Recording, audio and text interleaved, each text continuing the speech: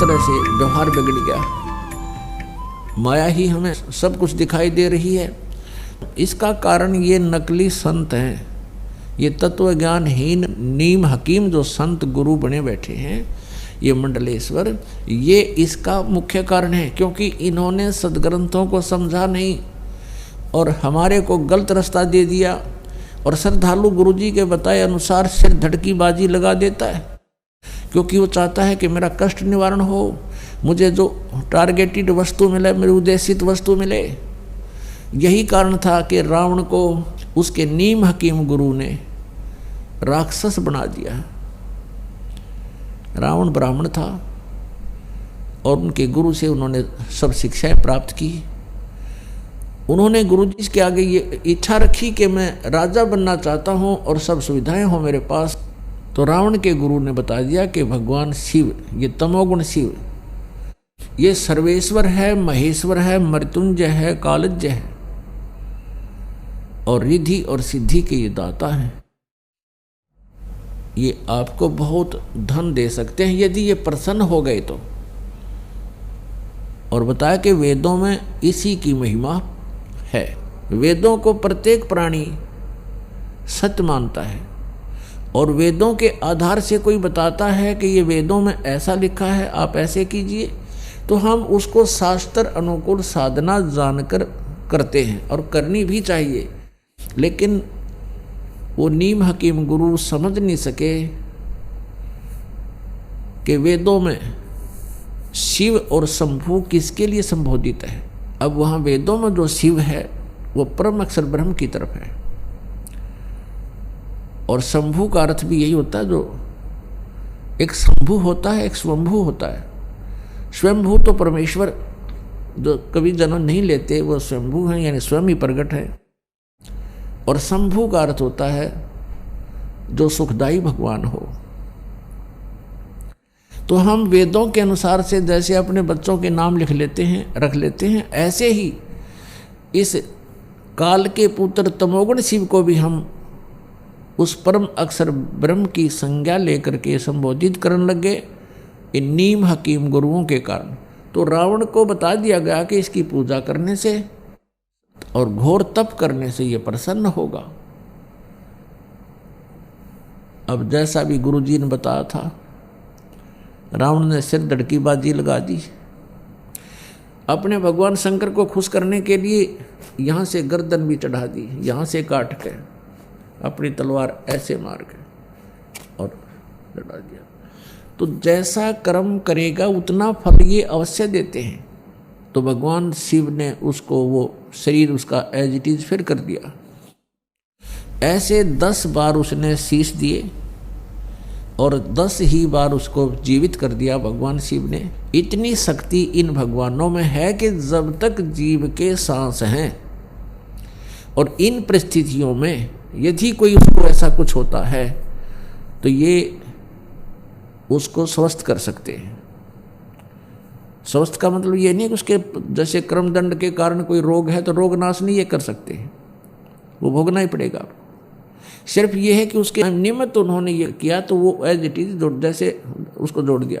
जैसे श्री कृष्ण जी और अर्जुन गए थे मोर ध्वज राजा के घर, उनके पुत्र को आरे से चिरवा दिया, मृत्यु होगी, फिर उसको जीवित कर दिया क्योंकि उसके संस्कार थे, अवशेष थे उसके जीवन। लेकिन वही श्री कृष्ण अपने सगे भांजे अभिमन्यु को जीवित नहीं कर सके, जो महाभारत के युद्ध में चक्रव्यूह में मारा गया था। सुभद्रा रो रही थी, श्री कृष्ण रो रहे थे, यानी सुभद्रा श्री कृष्ण की बहन थी, वो जीवित नहीं कर सके क्योंकि अभिमन्यु की आयु इतनी ही थी, उसका प्रारब्ध भी इतना था, इसलिए वो कुछ भी परिवर्तन श्री कृष्ण अर्थात विष्णु नहीं कर सके। श्री कृष्ण यानी विष्णु और शिव और ब्रह्मा ये तीनों एक ही सतर के, एक ही जैसे शक्ति युक्त प्रभु हैं, इनमें कोई अंतर नहीं है, केवल इनके विभाग का अंतर है। जैसे एक तो गृह मंत्री हो, एक सैर सपाटा मंत्री हो, पर्यटक मंत्री, तो इनके विभागों में अंतर होने से उनकी जो है महिमा में फर्क हो जाता है आम व्यक्ति की दृष्टि में, लेकिन उनकी शक्ति में अंतर नहीं है, पोस्ट एक जैसी ही। तो भगवान श्री शिव जी को परम अक्षर ब्रह्म मानकर, मृत्युंजय मानकर रावण ने भक्ति की और सिद्धि मांग ली, रिद्धि मांग ली। सिद्धि आकाश में उड़ जाना, रिद्धि धन मांग लिया, दे दिया धन खूब। इतना धन दे दिया कि सोने की लंका बना ली। रावण के राज्य में, लंका की मंडियों में हीरे मोती ऐसे बिका करते थे जैसे करनाल की मंडी में धान बिके, ऐसे उसके व्यापार हुआ करते थे। इतना धनी राजा हो गया। लेकिन सत साधना ना मिलने से, तत्वदर्शी संत ना मिलने से वो धरा धरा रह गया सारा उसका। वह सोने की लंका भी वहीं रहेगी। उन बांदर ठाए अंडे सोने की डलिया ने बगाओ समुद्र में ठा गए और सह परिवार नष्ट हो गया और नरक में डाल दिया गया। तो पुण्यात्माओं, जब तक हमें तत्वदर्शी संत नहीं मिलेंगे हम इस मनुष्य जीवन को सफल नहीं कर सकते। तो जब हम इधर उधर जाते हैं तो वो संत हमें पहले तो कुछ क्रियाएं बताते हैं, फिर लास्ट में फाइनल कर देते हैं कि तुम्हारे कर्म का दंड तुम्हें भोगना ही पड़ेगा। अब हम परमात्मा की भक्ति किस उद्देश्य से करते हैं? जिनको कोई आपत्ति नहीं है, आपदा नहीं है, जिनके ऊपर किसी प्रकार का भी कोई संकट नहीं आया है, उनको कोई विघ्न नहीं है, तो वो भी साधना कर रहे हैं तो परमात्मा की चाह में। उनको ये भी नहीं मालूम कि हम भक्ति कर किस लिए रहे हैं, भगवान को किस लिए चाह रहे हैं, लेकिन वो पिछले संस्कार उनमें इतने प्रबल हैं कि वो कोई ना कोई भक्ति की आड़ लिए बिना रह नहीं सकते। जिनके ऊपर संकट हैं वो संकट निवारण के लिए ही परमात्मा की भक्ति करें। और भक्ति क्यों कर रहे हैं? क्योंकि संकट हमारे ऊपर ना आवे। और जो जिनके ऊपर वर्तमान में कोई आपत्ति नहीं है तो वो भी भगवान से यही दुआ मांगते हैं कि हमारे जीवन में और कोई भी आपदा ना आवे, हम सुखी रहें। लेकिन जिन भगवानों की हम भक्ति कर रहे हैं वो हमारे प्रारब्ध में कोई परिवर्तन नहीं कर सकते, और प्रारब्ध में परिवर्तन हुए बिना हम सुखी नहीं हो सकते।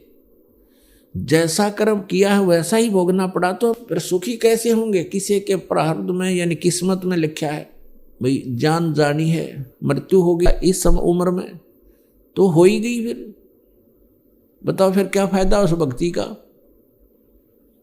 या कोई और आपत्ति आनी है तो वो भी आ गई। तो भक्ति किस लिए कर रहे हैं? भक्ति इसलिए कर रहे हैं, हम ये उद्देश्य लेकर चलते हैं कि हम सुखी रहें, हमारे ऊपर कोई कष्ट ना आवे।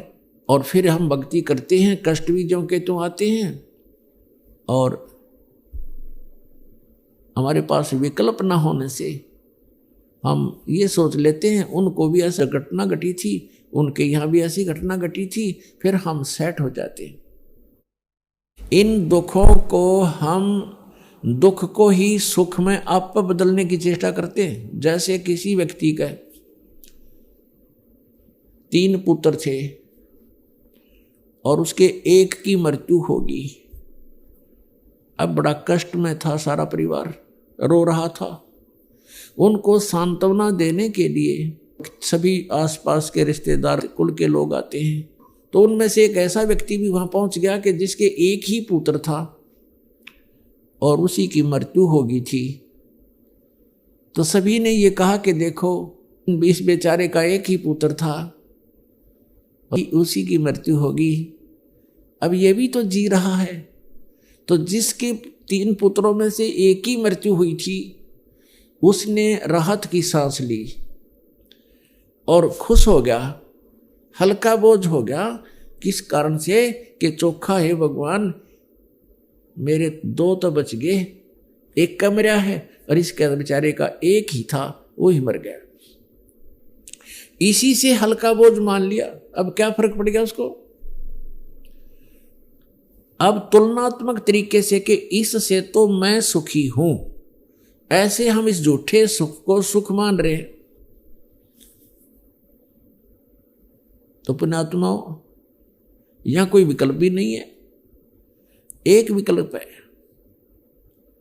समर्थ का शरणागत हो रंग होरी हो, कदे न हो ए काज राम रंग होरी हो।